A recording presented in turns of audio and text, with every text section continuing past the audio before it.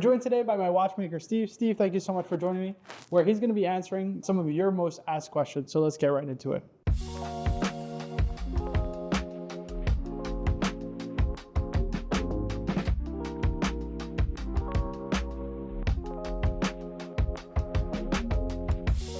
So guys, today I actually pulled a bunch of questions from you guys on my Instagram, my personal Instagram, watch.marco. So if you're not already following me, please do. And of course, while you're there, please do follow Berdine's Watches as well. Steve, thank you so much for joining me. So yeah, as I mentioned, these are going to be kind of the most commonly asked questions either I get or as well some of the best questions that I felt the viewers kind of came in with. Starting first with, I guess, in terms of watch servicing, right? What would a full kind of mechanical service on a watch entail? It's all the stuff that you see on a typical estimate. So the movement in the case would be torn down virtually completely. Everything's cleaned, everything's inspected closely. Things that need replacement are replaced, lubrication and reassembly, and then most brands will have a pretty extensive quality control kind of process. Yeah. So I guess from there, like you're replacing things like gaskets and, to ensure obviously waterproofness as well as cleaning kind of the inside parts. Is crystal replacement often done, or generally the crystals are always kept if there's no issue? I think it's a really common option. Like most of the time, if there's any flaw at all in the crystal, it'll get optioned. And how often that happens depends a little bit on the brand. Like Rolex, for instance, has a crystal that sits a little higher. And so I would say when I was estimating a lot of Rolexes that probably 60% got an optional crystal. And there's a lot also they gloss over a lot of stuff in the assembly part. There's a lot of stuff that goes on besides just the oiling stuff. And brands talk a lot about their oils being the reason why they can recommend an every 10-year service interval. And a lot of it too has to do with not just the oil, but keeping it where you want it. Like that, you can put the best oil in the world somewhere, but if it creeps away from where you want it or onto someplace where you don't, then you have a problem. Yeah.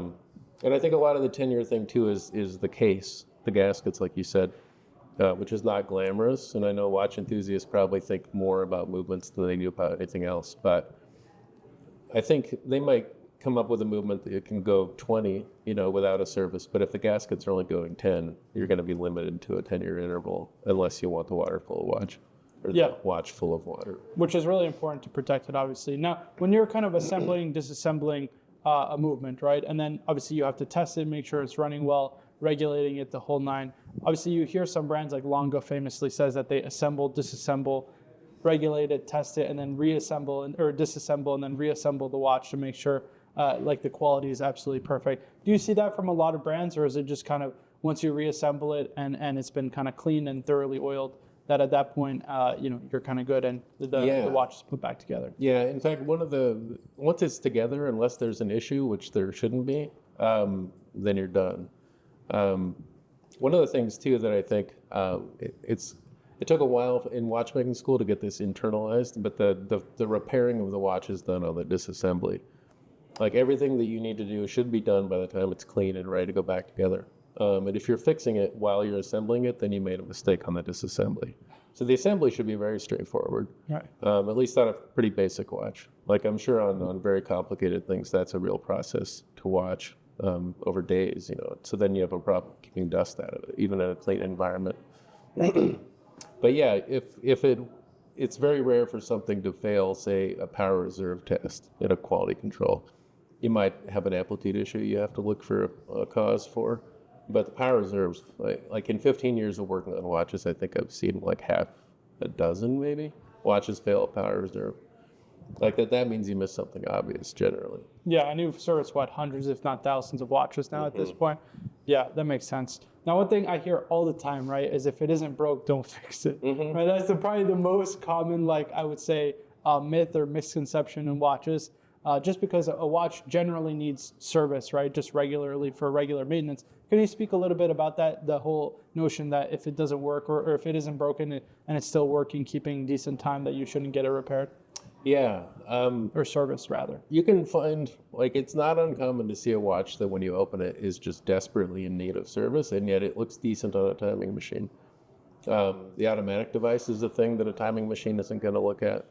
And if that doesn't work, then your watch doesn't work well. And people who come in and say, I haven't serviced this watch or wound it in 30 years. Like, I don't know how to explain that, but it's ridiculous. Like, I kind of think they're just forgetting. Right. After. I mean, it's like, think of a car, right? Imagine just keeping a car in your garage for 30 years and expecting to just turn it on and drive on the road with it. It's just, that's not going to work. Or worse, like letting it idle in the garage for 30 years. Yeah. You know, like, it's still running, so it's good. Because there's all kinds of things that could be happening too, like especially with automatic mechanisms. That you've got a lot of rotating weight. There's a lot of like force on the pivots.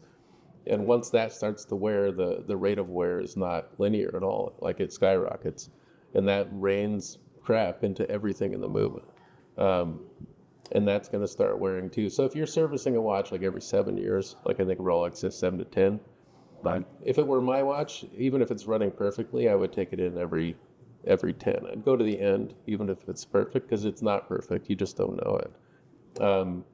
And the cost of service could skyrocket too, because in a fairly typical service, you might be looking at replacing a couple of wheels. There might be a list of parts that a brand will replace just as a matter of course. But after you let it go too far, now you've got plating being worn off bridges, you've got brass showing, you've got all kinds of things that are being addressed and replaced that you wouldn't have to otherwise. And now timing machines have gotten common enough, like, for people to just own, that this is probably not such a thing. But I remember many watches, like, where someone would come in and say, I just want this because it runs great. And you put it on the timing machine and it's limping, like, it's just barely running. Yeah. I don't know what percentage of people who are really into watches own timing machines, but yeah, it's a lot higher than it used to be. You get some very picky collectors, right? It's like they think it's the end all be all, and really it doesn't tell you the full picture of the watch, right? Because as you just said, I mean, it could be timing excellently, and then, you know, you actually open the watch up, you look at the movement, and it's in desperate need of service, right? Mm-hmm. What's kind of, I guess, in your experience, right, working on different movements, what is kind of one aspect of a movement maybe that you think is overlooked by some brands that really should be paid more attention to? It's kind of boring stuff, actually. Like, I think when it comes to the actual timekeeping aspects of the movement, I feel like there's not, in this day and age, there's not really a bad way to do it. Like, there's silicone hairsprings and parachrome hairsprings and steel, and there are differences there. Like, silicone, I think, to my mind, silicone is the best of all of those, because it's completely anti-magnetic and you can't distort it. So if you hit your watch on something, it's not going to affect the timekeeping in the same way that it might with a metal hairspring. And parachrome is not a gimmick either. It's worlds better than any other metal hairspring. But the boring details that matter, the one that comes to mind is case clamps. So just the things that hold the movement in the case. It's possible to design those in a way that they come loose pretty quickly. Even from kind of major brands. I've seen, I won't name any brands, but I've seen a few where you started to get used to... Names. Just kidding. But there was a period of time where you'd see quite a few watches coming in with those screws out, stuck in the balance, and it's stopped. And that's not a thing you can look at through the case back and tell when there's a problem. Most of the time, once you take the screw out, you can say, okay, I don't think this is probably the best idea. But that's a crucial thing. I mean, you can't be having screws coming out. And I've seen redesigns, like a brand will issue a new design for a clamp. But it's basic. And I think a lot of times you see mistakes happen in the design of boring things, because it's easier to concentrate on the exciting aspects. Right. That's easy to overlook, right? It's kind of the more simple things that get overlooked. You know, like even things that you mentioned in the last Q&A, like what's it called, spring bars and things like that collectors just won't pay attention to. But, you know, once the watch is physically off your wrist and on the street and it's falling face forward or face first, it's something you'll pay attention to more in the future. One thing, obviously, that gets talked a lot about, and this is something that came up a lot in the questions, was kind of the differences between the different countries, right? So like Switzerland versus Japanese versus German watchmaking. What are some of the kind of main differences that you've seen in your experience? Between those ones, I don't know if I'm qualified to answer on a lot of this stuff. By the way, that just shows you how humble he is, right? Working 15 years on watches and still thinks maybe not qualified. That's incredible. Yeah. Well, I feel like the Japanese know how to do things in the simplest way they can. Yeah. Which is great when you have something like a watch. Like for winding systems, the magic lever that Seiko has. Amazing. Like, it's just amazing. And reversers are very cool things, but they're finicky. And the magic lever is just a much more straightforward way to wind a watch, to the point where a lot of Swiss brands are using literally the Seiko winding system now, which is nice because I always felt like the Swiss had a little too much pride and they didn't want to adopt good ideas if they weren't Swiss. And so it's nice to see a Japanese idea in a Swiss watch, I think. But it's a little bit like cars. Like, if you needed to drive 500,000 miles and someone offered you a Toyota Camry versus, I don't know, a Peugeot or something, which one are you going to pick? Yeah, the Camry is the old reliable. Yeah, the Peugeot might be the one you really want in your heart, but if you need to go somewhere, you're probably going to pick the Japanese one. And I don't say that to say bad things about Swiss movements, because I don't think there's a reliability difference between all those. Yeah. I think everyone's kind of at the same level. And sometimes you see reliability in places you don't expect it, like Patek. Like, I've been amazed at how reliable Patek seems to be, even in movements that they maybe make 5,000 of in a year, and then you have a watch company making 500,000, and it seems like they've got more issues with reliability. So you can't always guess, you can't always predict what's gonna be the case. Yeah. Based on that. It's funny because collectors are always like wanting more, right? Like, or the new latest and greatest kind of technology. And you see in brands like Patek Philippe, for example, they've been using, you know, the 324 calibers, you know, in different variations, complications added, modules added, and all that, and the 240 micro rotor for the better part of 50 years now, right? In both cases, but they're just tried true workhorse movements. Why change what isn't kind of broken, right? One thing that always comes up as well is kind of the impact of smartwatches on the world of watchmaking today, right? I think, and this is just my personal view, that smartwatches are actually great. They're kind of the gateway drug into mechanical watches, right? That's the idea. I mean, even in smartwatches, you can do like Pepsi bezels and like different, like, you know, Hermes gives you a bunch of different options. And then it's kind of your gateway drug into mechanical watches, or at least people who have never worn a watch before now have a smartwatch on wrist, get used to the feeling, and maybe explore mechanical watches down the road. And if not, then I think it's still great just to see somebody wearing a watch. What do you think is kind of the short-term and maybe the long-term impact of smartwatches on the watch industry? Well, I think you're right about the gateway thing. Yeah, totally. I don't know that I had thought about it a whole lot, but I mean, plenty of younger people never wear. Like, they didn't wear watches at all. And would they be now if they didn't get a smartwatch first? It's hard to say. The funny thing is that what you're describing, I actually went through like 5 years ago, because I decided, I was like, I don't feel like putting a watch on. So I just didn't. And then like 2 years later, I hadn't worn a watch, like for 2 years. And you were still, mind you, still servicing and working on watches. Yeah, and I didn't want a smartwatch. But then one day I wanted a heart rate monitor, and it turned out the best wrist-mounted heart rate monitor was an Apple Watch. So I got it, and now like I love it. And now actually sometimes I'll wear mechanical ones because it got me back like into the you have to get used to. Was it kind of like the burnout of working in watches and then you have a watch on it? Like, I do that all the time, you know, like sometimes friends will call me, what do you think about this? Like, you know, after a long day, I'm like, oh God, like it's hard to have the excitement. You know, I just worked and talked about watches all day long, but I still love it. It's just like, you know, sometimes you need a cool down. Yes. Yeah. Some of it was like I was refinishing a lot and I never wanted to do that with a nice watch on. Yeah. So really, for my purposes, the G-Shock would have been the better watch to wear. But, and I did a few times, but like it looks weird to work at a very, very high-end jeweler and wear a green G-Shock. Like, so I would put on something else. But I think the smartwatch thing probably has cannibalized some sales of things like G-Shocks, or like altimeter, barometer, compass watches, like T-Touches and Garmin watches and stuff. But I don't know that there's a whole lot of overlap between people who buy those and people who buy Pateks. Yeah, no, absolutely agree. And I think there's a world where both can coexist. And they have been over the last, you know, people saw I remember there was, I think it was Bloomberg, right? Famously wrote like 10 industries that are dying. One of them was the watch industry. And I think over the last 10 years, we've experienced the biggest boom that we've ever seen, which is kind of ironic. But actually, your take on polishing watches, right? You're somebody who refinishes watches all the time. Now I hear people say this all the time, and it aggravates me to my bones, which is don't ever polish a watch, keep it in original condition.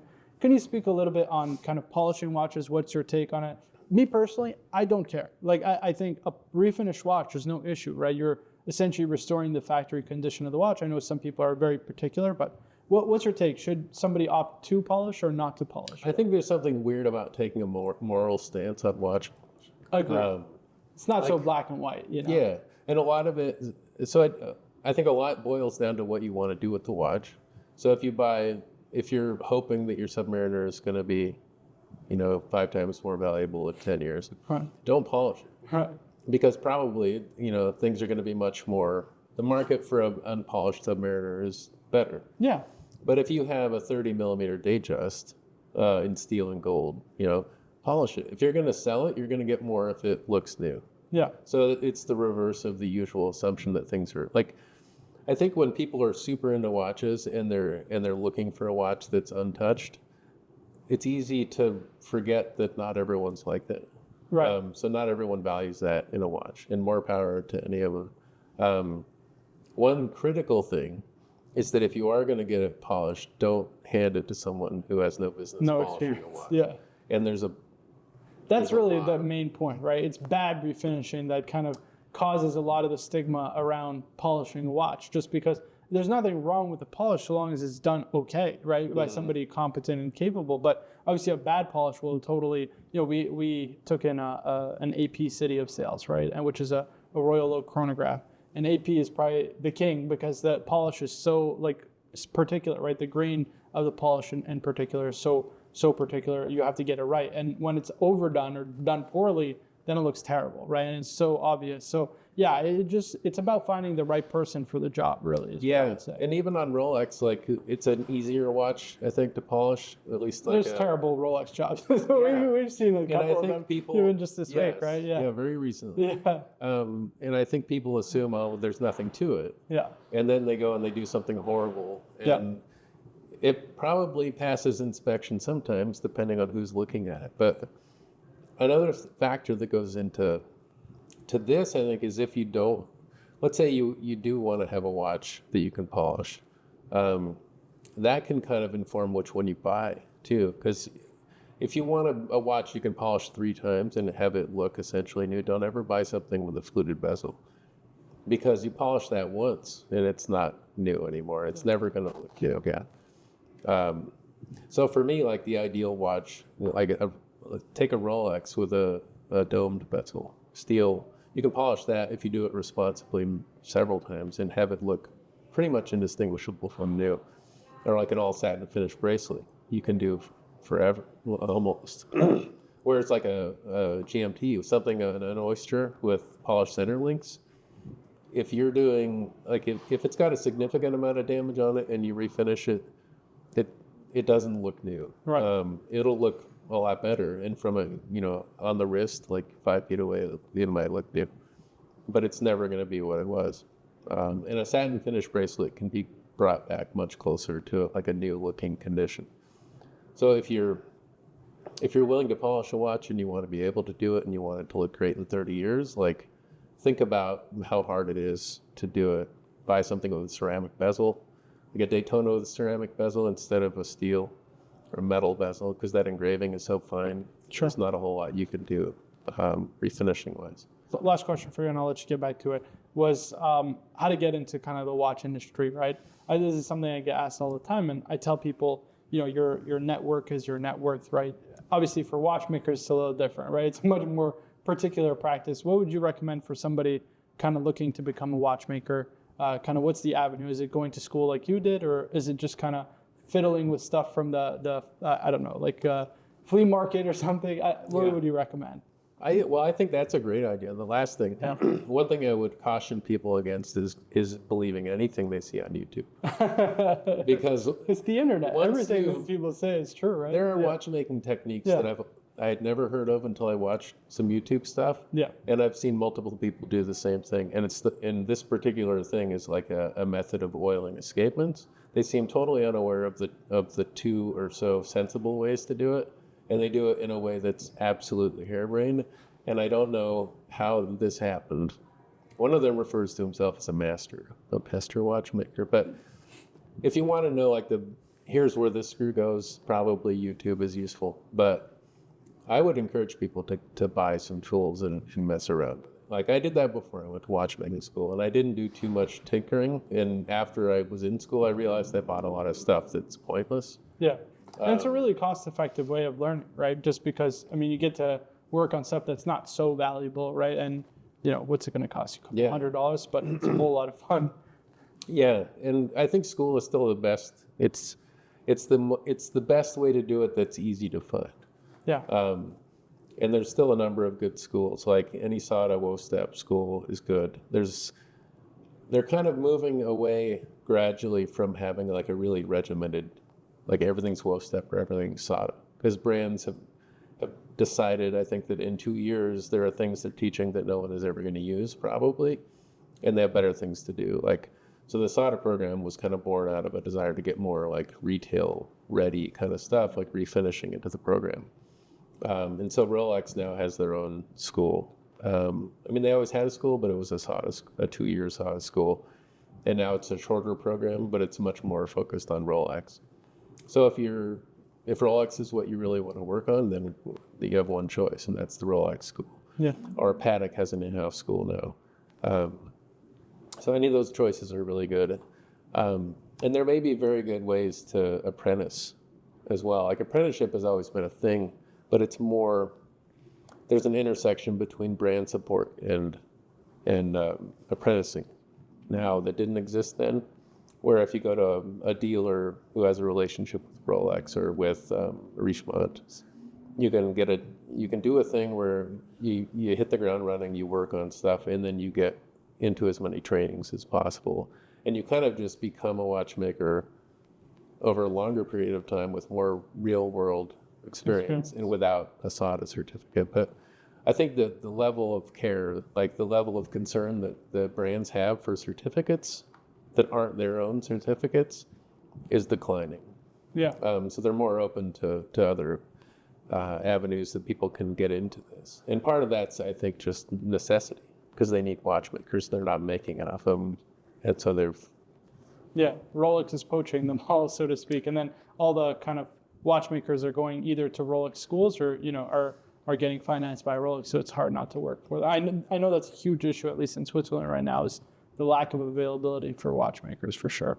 Yeah, I think everyone started kind of seeing, they were wondering why they were footing the bill for 2 years of school only to have a watchmaker. Like I've heard about when I've been at trainings on the East Coast, like kind of gentlemen's agreements between a couple different brands, because one brand in particular people were just flocking away from one brand to another brand. And so eventually they called them up and said, can you please stop taking our people? And I think they were nice enough to say yes, because it's a brand populated by nice people. But they're having to come up with more creative solutions, I think, to getting technical people, which is good because it gives people more options. Yeah. If you don't have 2 years to just go straight to school. That's awesome. Steve, thank you so much for joining me. I always appreciate the time. Guys, if you enjoyed this, please be sure to like the video, subscribe for more videos like this in the future. If you have any questions for Steve, leave them down in the comments. I'm sure you, like last time, maybe you can answer them if anything. Yeah. And thank you so much all for watching. As always, my name is Marco for Burdines Jewelry, joined by Steve. We'll see you guys in the next one.